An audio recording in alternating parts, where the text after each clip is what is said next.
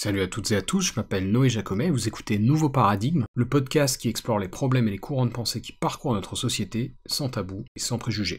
Alors le sujet d'aujourd'hui va être assez vaste, et l'épisode va évoquer plusieurs points. J'avais envie de vous partager des réflexions un peu plus larges que habituellement sur différentes thématiques qui sont grossièrement liées, on va dire. Dans les actus récentes, vous avez sans doute entendu parler d'un nouveau scandale financier sous une appellation un peu ridicule, comme, on va y venir. Mais avant ça, et avant de parler du climat politique franco-français, je voulais commencer par évoquer une actu internationale importante, liée à l'intelligence artificielle, parce que même si ça fait des mois que ça couvait, et on en a déjà parlé plusieurs fois dans le podcast, là, clairement, depuis quelques semaines, on a franchi un cap dans la démocratisation de technologies comme ChatGPT, Midjourney, Stable Diffusion, etc.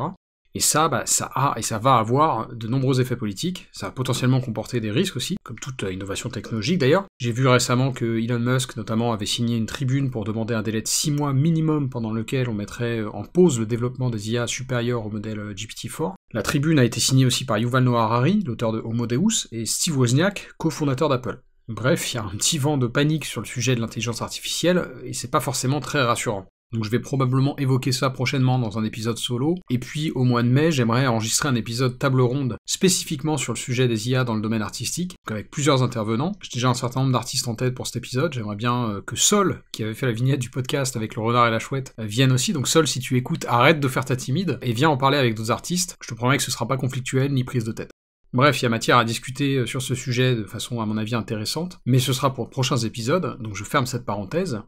Pour ce qui est de notre situation à nous, petits français donc, et pour l'épisode d'aujourd'hui, il y a d'autres thématiques plus pressantes. On est à la fin mars 2023 à l'heure où j'écris ce script, et la situation politique en France est particulièrement tendue, on va dire. Bon, a priori je vous apprends rien, en tout cas j'ai l'impression que le mouvement social qui avait commencé avec le projet de loi lié à la réforme des retraites n'a fait que prendre de l'ampleur ces dernières semaines, notamment depuis l'insulte d'un nouveau recours à l'article 49 alinéa 3 de la Constitution pour imposer ce texte à l'Assemblée nationale sans passer par un vote direct. Alors je sais qu'il y en a qui pourraient me rétorquer oui mais il y a eu un vote sur les motions de censure et elles sont pas passées, donc finalement il y a eu débat. C'est un peu l'argumentaire d'Elisabeth Borne d'ailleurs. Moi mon avis là-dessus c'est que c'est un petit peu de la mauvaise foi de présenter les choses comme ça. Déjà parce que ce sont des votes sur des motions de censure et donc plus directement sur le texte lié à la réforme des retraites, mais surtout parce que vu qu'en cas de censure et de démission du gouvernement, les députés risquent potentiellement une dissolution de l'Assemblée nationale, c'est dangereux pour eux de voter favorablement une telle motion. C'est un pari hasardeux d'un point de vue carriériste, et donc on n'est pas dans un cadre vertueux, parce que, pour certains élus, je suis sûr que ça joue.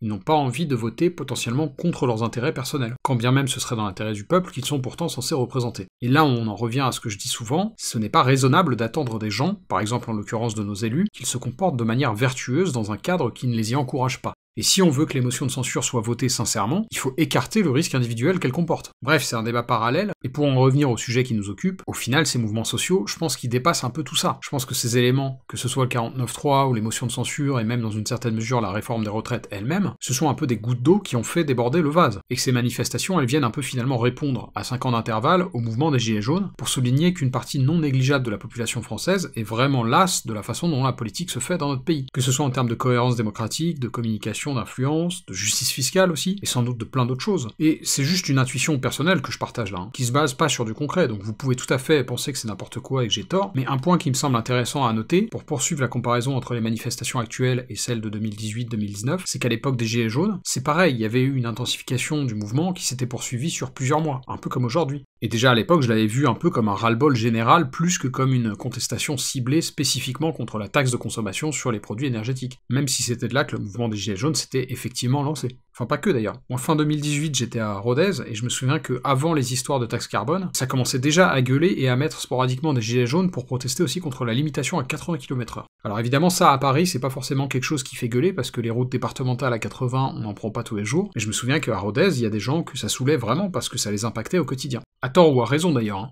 Pour le coup, je trouve que cette loi est plus défendable que celle sur les énergies, qui avait vraiment mis le feu aux poudres en 2018. Enfin bref, tout ça pour dire qu'à mon avis, à l'heure actuelle, on est dans une situation assez similaire, où la réforme des retraites vient cristalliser un sentiment beaucoup plus large de rejet de nos modèles politiques. Alors pardonnez-moi pour ces digressions un peu longues, et qui vont dans tous les sens, mais comme je vous l'ai dit, cet épisode est un peu différent de ce que je fais habituellement, parce que là j'avais vraiment envie de vous partager des réflexions plus larges sur la situation actuelle en France, et le rejet dont je parle, je pense qu'il est aussi lié à ce qu'on pourrait appeler nos normes économiques et fiscales. Et justement, comme je vous l'ai dit, un autre sujet que j'ai envie d'évoquer avec vous aujourd'hui, il a trait à ça, à des questions entre guillemets de gros sous. Mardi 28 mars, Le Monde a publié un article qui expliquait que plusieurs banques françaises, notamment la Société Générale, BNP Paribas, HSBC France et puis Natixis aussi, bref, un certain nombre de banques sont soupçonnées de fraude fiscale aggravée. Et effectivement, dans la journée, on a pu voir des perquisitions à la Défense et à Paris, dans des locaux de ces établissements bancaires. Et rapidement, on a pu savoir donc que c'était en lien avec ces informations du Monde, et avec la pratique qu'on appelle Comcom, qui explique pourquoi le parquet national financier a ouvert cette enquête, qui est d'ailleurs un dispositif assez important de ce que j'ai lu. À ma connaissance, il compte plus de 20 magistrats et 160 enquêteurs du ministère de l'économie et des finances, ce qui de mon œil profane ne semble pas rien. Alors pour info, qu'est-ce qui se cache derrière ce nom ridicule là, Comcom? Si vous suivez ce genre d'actu, je pense que vous vous souvenez sans doute des Comex-Files, qui avaient été révélés aussi par Le Monde en 2018, grâce à une enquête conjointe avec d'autres médias européens, notamment des titres allemands, italiens et danois, et en fait ces deux scandales suivent des schémas assez similaires, puisque ça désigne des combines qui visent à éviter en fait à des actionnaires d'être taxés sur leurs dividendes. Donc je vous lis 2 extraits de l'article du Monde de mardi dernier à ce sujet, je cite: ces procédures judiciaires sont nées d'un scandale financier révélé par Le Monde en 2018, qui fait perdre chaque année plusieurs milliards d'euros de recettes fiscales à l'État, le Comcom. Derrière cette appellation latine se cache une pratique répandue dans les institutions financières, consistant à mettre en place des opérations complexes sur les marchés, dans le but de contourner l'impôt sur les dividendes dû par les actionnaires d'entreprises cotées en bourse. Ce hold-up fiscal, qui a longtemps prospéré dans une zone grise légale, pourrait connaître un sérieux coup d'arrêt du fait de l'offensive coordonnée des autorités judiciaires et fiscales. Et donc second extrait du même article un peu plus loin, je cite: dans la version la plus basique du Comcom, un contrat de prêt d'action est établi quelques jours avant le versement du dividende, afin de transférer momentanément la propriété juridique de l'action à une banque française, pour sa part quasiment exonérée d'impôts. L'action est ensuite restituée à son propriétaire quelques jours après le paiement, un tour de passe-passe efficace et lucratif, puisque le gain fiscal peut alors être partagé entre la banque et son client. Fin de citation. Et donc évidemment, pour relier au sujet général de la situation sociale en France en ce moment, quand on voit ce genre de sujet revenir régulièrement, c'est le cas, en octobre 2021 j'avais parlé dans le podcast des Pandora Papers, dans un épisode qui s'appelait La main de Midas, et c'était une affaire finalement relativement similaire. Donc quand on a des scandales financiers comme ça répétés, et qu'à côté de ça on voit aussi des services publics sous-dotés, une inflation record, et un gouvernement qui fait passer en force ses projets de loi dans une forme, qu'on le veuille ou non, de déni démocratique, ça explique assez bien pourquoi il y a du monde dans la rue en ce moment. Et c'est sans vous parler des méthodes de répression extrêmement violentes qu'on voit du côté des forces de l'ordre. Et à ce sujet, j'aimerais vous passer un extrait d'une interview de Laurent Bigot, qui a été sous-préfet pendant 5 ans dans plusieurs départements français, et dont les propos sur la question ont été recueillis récemment par Théophile Kouamouo pour Le Média. Aujourd'hui, on a défini les manifestants comme étant des ennemis. D'ailleurs, la sémantique de Gérald Darmanin, la sémantique du président lors de son... pas de son interview, de son allocution, parce que c'était vraiment une allocution, quand il désigne les factions et les factieux, ça veut dire quoi? Ça veut dire que dans la rue, les gens sont des ennemis de la République, cette fameuse expression qu'on utilise trop facilement du reste. Mais qu'est-ce qu'on fait d'un ennemi? On l'élimine. Sauf qu'un manifestant n'est jamais un ennemi. Un délinquant n'est pas un ennemi. C'est-à-dire que quand bien même des manifestants commettent des violences, ils sont d'abord des délinquants, c'est-à-dire qu'ils ont commis des infractions, et il revient à la police, dans un état de droit, d'utiliser la force strictement nécessaire, 1, pour faire cesser l'infraction, 2, pour appréhender la personne qui a commis l'infraction. Mais il ne leur revient pas de punir, de châtier physiquement et de tabasser. Je pense qu'en fait, la dérive à laquelle on assiste, c'est la même que sous les Gilets jaunes. La colère des Gilets jaunes imposait une réponse politique et sociale, qu'ils n'ont pas eu, parce que même si on dit qu'ils ont eu 17 milliards, c'est pas du tout leur revendication. Leur revendication fondamentale, c'était le RIC.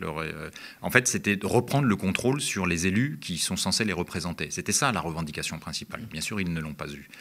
Aujourd'hui, on est exactement dans la même configuration. C'est qu'aujourd'hui, il y a une revendication sociale et maintenant désormais politique avec l'utilisation du 49.3. Et la seule réponse du pouvoir, c'est la police.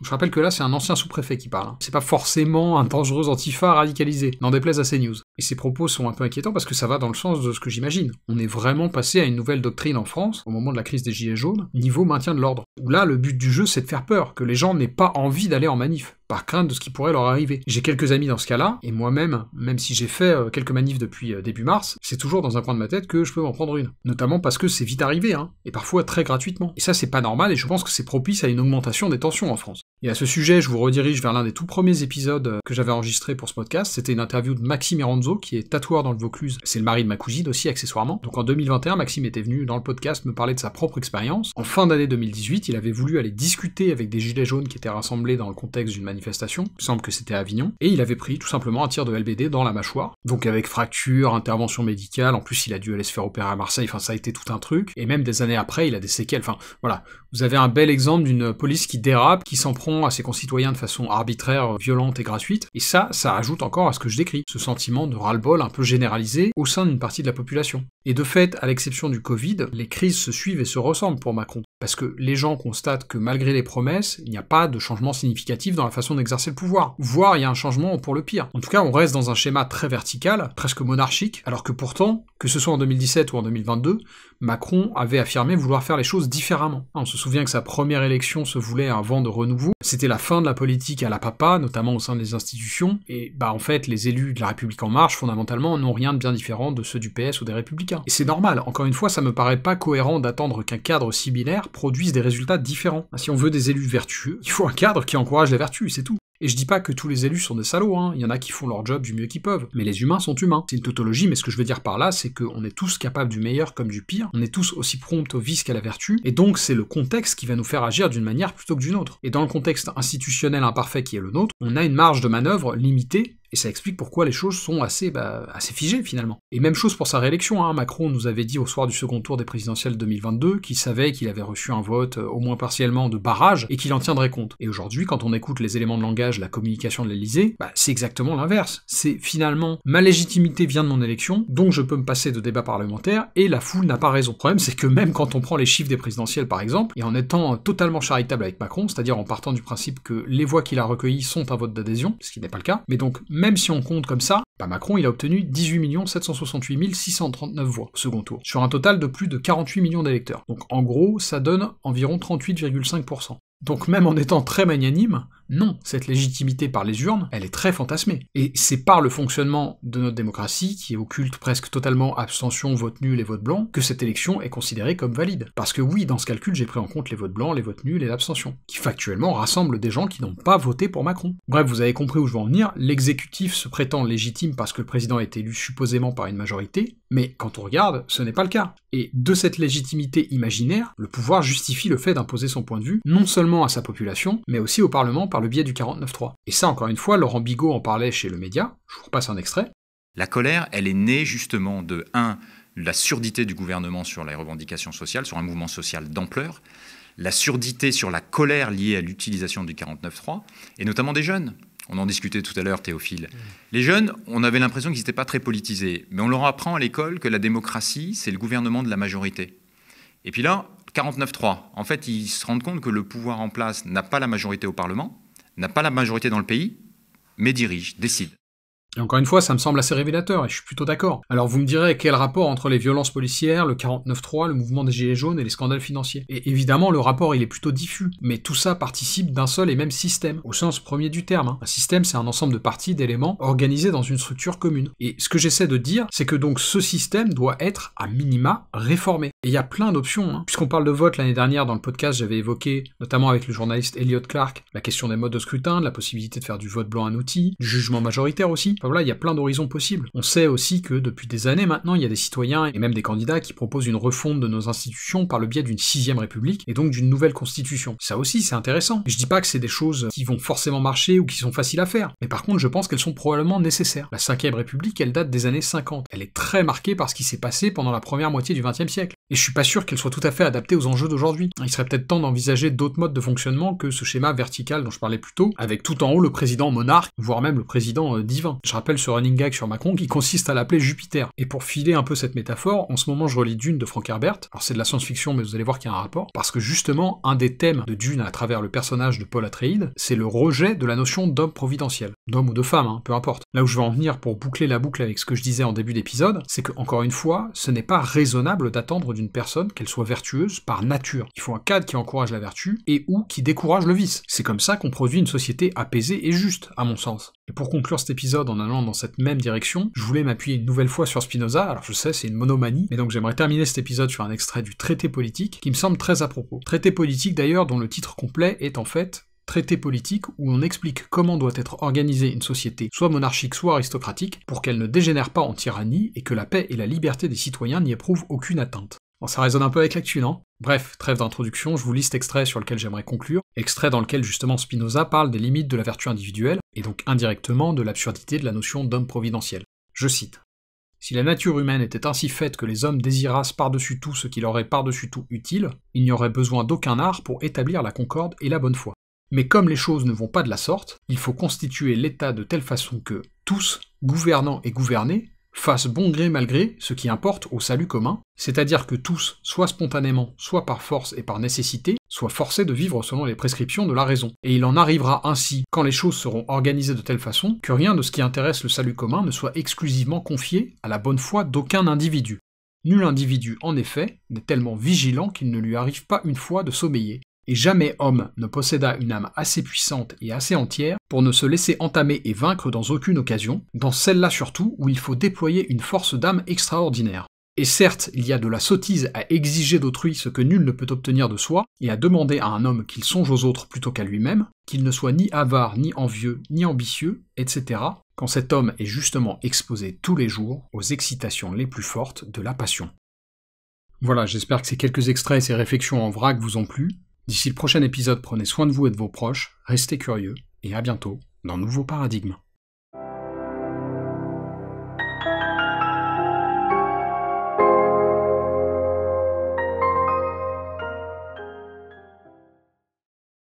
Si vous aimez mon travail et que vous voulez me soutenir, il y a plusieurs façons de le faire. Vous pouvez attribuer une note et suivre Nouveau Paradigme sur Apple Podcast, Spotify, Deezer et YouTube, ou bien vous pouvez simplement le partager à vos amis et vos proches. Le bouche à oreille aide toujours. Enfin, vous pouvez financer le podcast en vous rendant sur ma page Patreon ou Tipeee, et quel que soit le soutien que vous m'apportez, merci. C'est vraiment grâce à vous que mon travail peut continuer à exister et se pérenniser.